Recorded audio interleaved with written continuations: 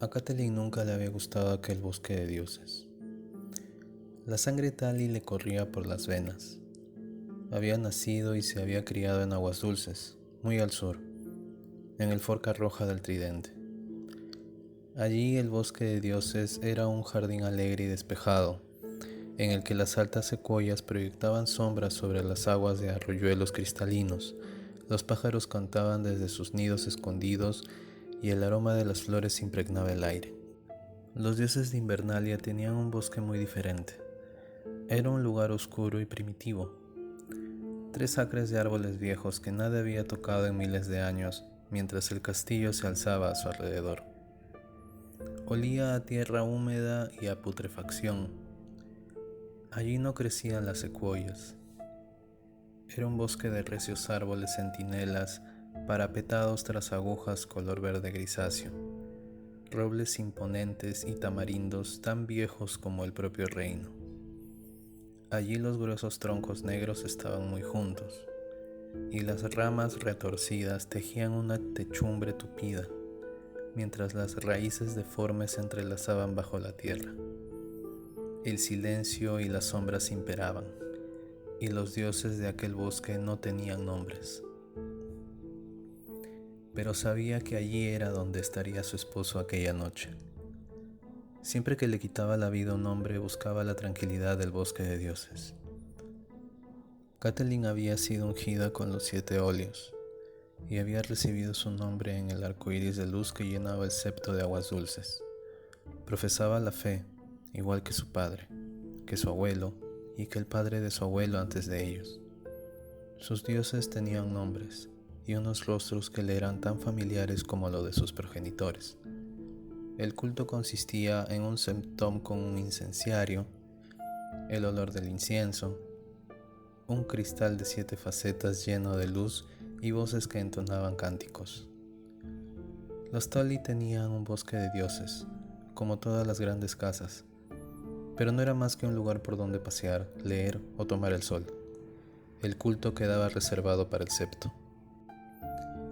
Ned había hecho construir para ella un pequeño septo donde pudiera cantar a las 7 caras de Dios, pero la sangre de los primeros hombres corría aún por las venas de los Stark.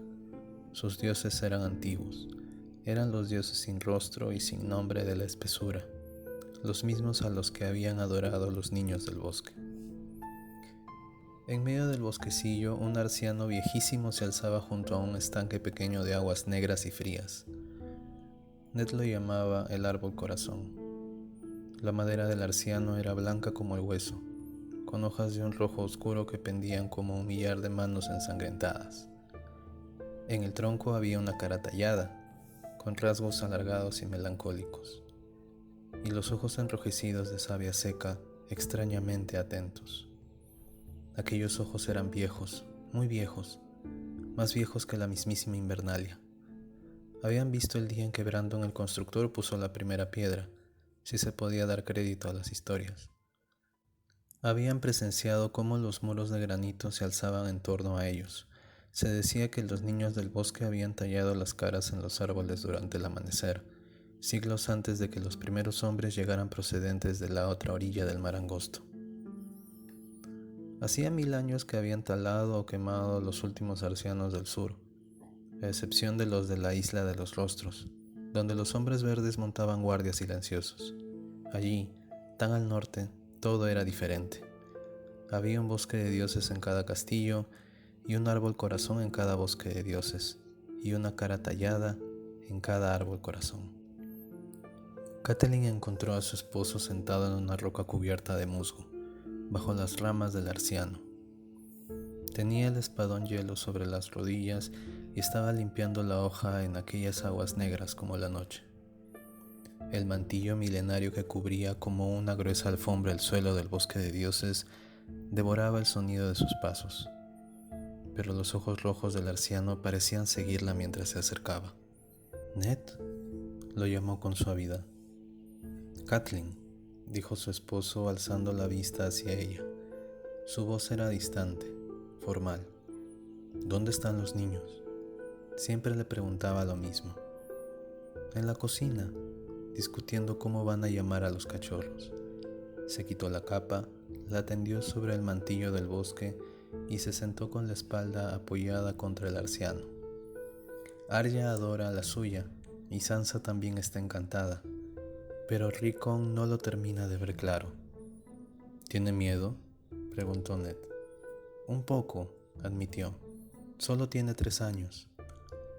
Debe aprender a enfrentarse a sus miedos. Ned frunció el ceño. No va a tener 3 años toda la vida. Y se acerca el invierno. Es verdad, asintió Catelyn. Aquellas palabras le provocaron un escalofrío, como siempre. Eran el lema de los Stark. Todas las familias nobles tenían un lema.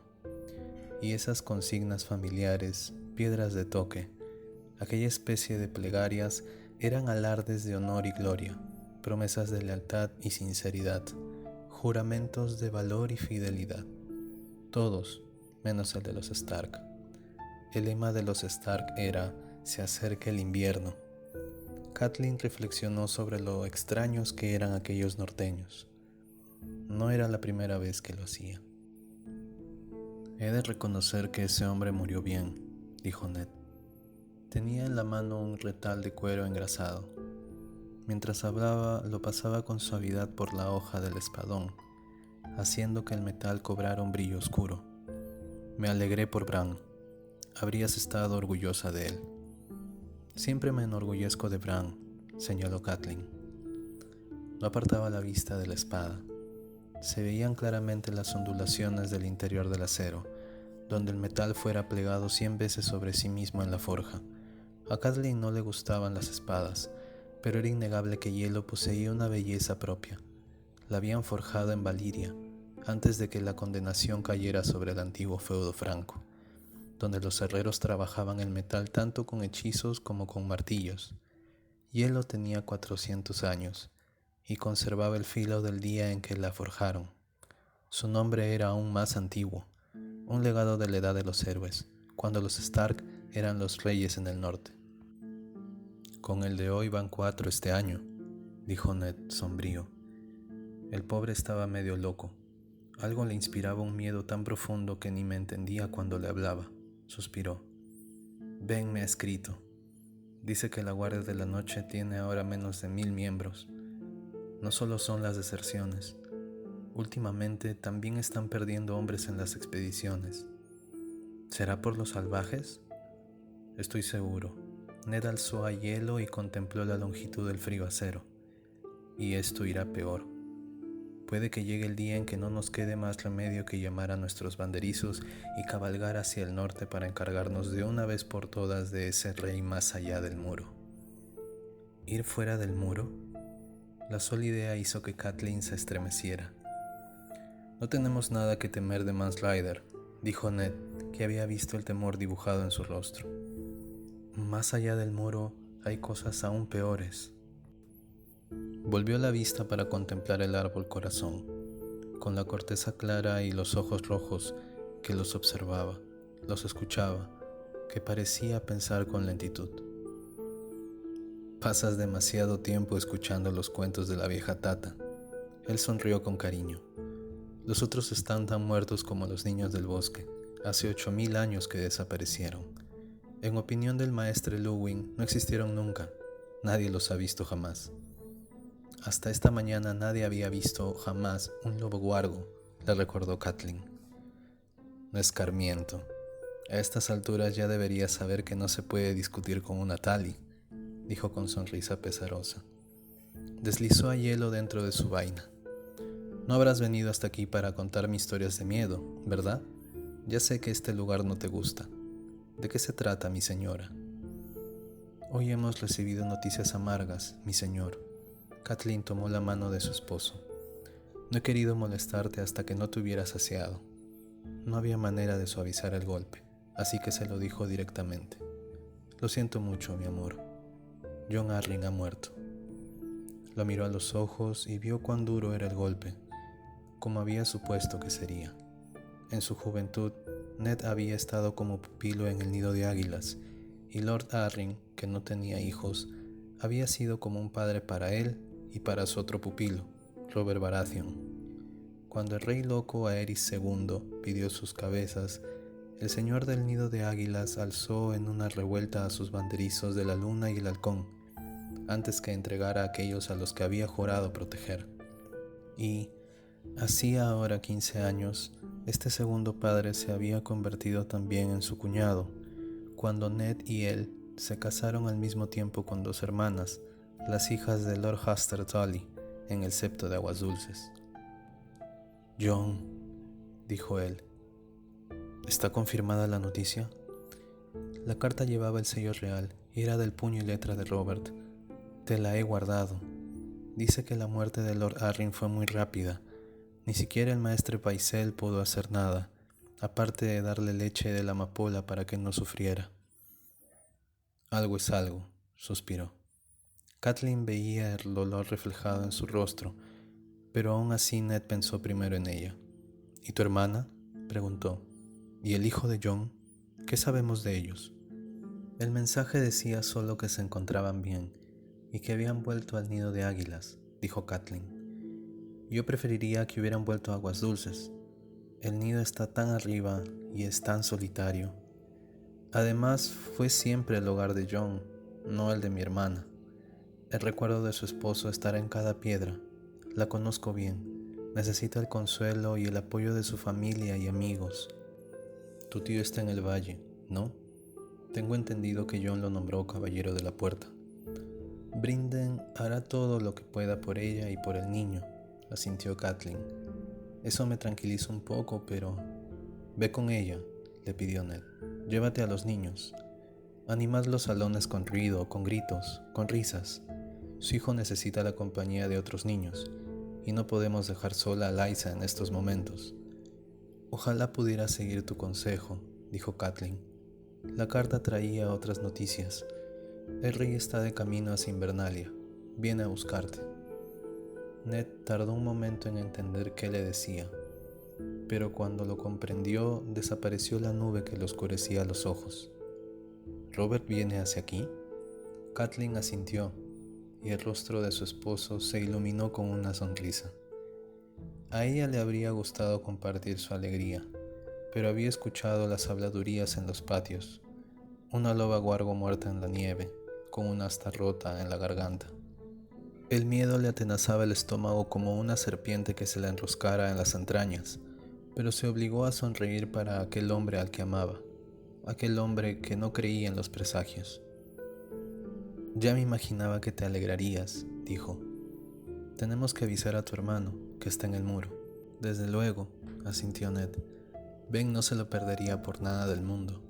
Le diría al maestre Lowin que envíe su pájaro más veloz». Ned se levantó y la ayudó a ponerse en pie. «Ese hijo de... ¿Cuántos años han pasado? ¿Y no se le ocurre avisarnos con más antelación?» ¿Decía el mensaje cuántas personas venían en el grupo? «Calculo que como mínimo 100 caballeros, con todos sus criados, y por lo menos 50 jinetes libres. También vienen Cersei y los niños. Robert querrá que vayan cómodos. No forzará mucho la marcha», dijo él. «Mejor. Así tendremos más tiempo para los preparativos». «Con el grupo viajan también los hermanos de la reina». Ned hizo una mueca. No sentía el menor afecto hacia la familia de la reina y era recíproco. Catelyn lo sabía muy bien. Los Lannister de Roca Casterly se habían unido muy tarde a la causa de Robert, cuando la victoria ya estaba asegurada, y eso no se lo había perdonado jamás. En fin, si por el placer de tener aquí a Robert tengo que pagar soportando una plaga de Lannister, ¿qué le vamos a hacer? Por lo visto Robert se trae la mitad de su corte. A donde va el rey no lo sigue, señaló Catelyn. «Tengo muchas ganas de ver a los chiquillos. El pequeño todavía mamaba del pecho de la Lannister la última vez que nos encontramos. Ahora debe de tener ya 5 años, ¿no? El príncipe Tommen ha cumplido ya los 7. Tiene la edad de Bran. Por favor, Ned, cuidado con lo que dices. La Lannister es nuestra reina, y se dice que su orgullo crece con cada día que pasa». «Tenemos que organizar un banquete con trovadores», dijo Ned, apretándole la mano. «Faltaría más. Y seguro que Robert quiere salir de casa. Enviaré a Yoria hacia el sur con una guardia de honor para que los reciba en el camino real y les proporcione escolta hasta aquí. Dioses, ¿cómo vamos a dar de comer a tanta gente? ¿Y ya están en camino? Ese condenado. Voy a darle de patadas en su culo de rey. Este capítulo es una continuación cronológica del segundo. Seguimos permaneciendo en el norte, pero ahora en Invernalia. Una Invernalia descrita desde los ojos de Catelyn Stark, una sureña de nacimiento, ya que Stally, pero se volvió señora de Invernalia por matrimonio con Eddard. La escena nos describe de una manera mística el bosque de dioses del castillo y va dibujando en nuestras mentes todas sus leyendas, pero solo de soslayo, sin profundizar por el momento. Ned ya había ejecutado a Gareth y se encontraba en el bosque de dioses limpiando a hielo, la espada ancestral de su familia. Entre el temor por los misterios del Moro y de Mance Rayder, Catelyn termina dándole una noticia triste a su esposo. Jon Arryn, quien fuera como su padre en el nido de águilas, había fallecido. Tuvo de pupilos a Ned junto a Robert Baratheon y ahora había perdido la vida en desembarco del rey bajo causas aún misteriosas. Aquí nos vamos a encontrarnos con uno de los pilares que sostiene toda la trama política de la novela, el fallecimiento de la mano del rey. Es curioso cómo desde los ojos de los Stark la situación es tomada como una desgracia, sobre todo para la viuda esposa, Lysa Arryn, de la que más adelante, muy más adelante, sabremos que fue quien provocó la muerte de Jon en complot con Meñique. Los únicos personajes que son un fastidio y después son una amenaza para los Stark son los Lannister. Es decir que la intuición de los Stark no va más allá de sospechar que los Lannister son los malos de toda la película. Esta familia es personificada como todo lo malo y los Stark como todo lo bueno. La novela se va planteando como una rivalidad entre personajes blancos que simbolizan la justicia, el honor y todo lo bueno, es decir, los Stark, contra personajes que simbolizan lo malo, la malicia, la astucia sin honor, etc., es decir, los Lannister. Pero más adelante sabremos que, como todo en la vida, esta historia no es blanco y negro, bueno y malo, sino que los personajes están plagados de grises, ¿no? Incluidos los Stark. Por último, Catelyn le anuncia a Ned la visita del rey Robert. A pesar de que Ned reacciona con una alegría previsible, para Cat no son noticias tan felices. Aunque no sea norteña, ha escuchado las habladurías del pueblo sobre el hallazgo de la loba Wargo muerta en el bosque y entiende que aquella es una mala señal. Es una mala señal para un pueblo supersticioso como lo es el norteño, aunque curiosamente para Ned no. Como habíamos comentado en el capítulo de Bran 1, esta simbología del ciervo y el lobo muertos en el bosque va tomando forma en las circunstancias que van aconteciendo a lo largo de los capítulos entre Ned, Robert y los Lannister. Mi nombre es Javier y este ha sido el tercer video de todos los que vendrán de la saga Una canción de hielo y fuego, la obra de George R.R. Martin. Cada video estará conformado por la narración del capítulo correspondiente y comentarios finales del narrador respecto al capítulo. Por favor, no olviden darle like al video, suscribirse al canal y escribir en la caja de comentarios sus dudas, opiniones e impresiones respecto al capítulo del vídeo. El próximo capítulo es Daenerys 1. Hasta entonces.